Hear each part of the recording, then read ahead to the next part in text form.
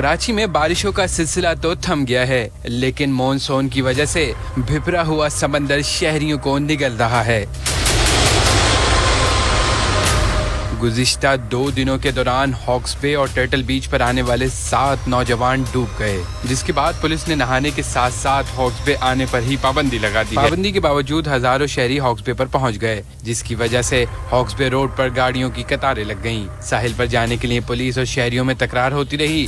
लोगों ने इल्जाम लगाया कि पाबंदी के बावजूद पुलिस रिश्वत लेकर साहिल पर जाने दे रही है। दूसरी जानिब हफ्ते को हॉक्स बे पर डूबकर जाँ बहक होने वाले 16 साला मामून और मोहसिन की लाशें मिल गईं। मामून की नमाज जनाजा नॉर्थ कराची अंडा मोड़ के करीब अदा की गई। समंदर में तुग़यानी की वजह से कमिश्नर कराची ने 25 जुलाई से साहिली मकामात पर नहाने पर पाबंदी लगाई हुई है, लेकिन शहरियों ने पाबंदी को हवा में उड़ा दिया है, जिसकी वजह से खूनी लहरें कीमती जिंदगियां निगल रही हैं।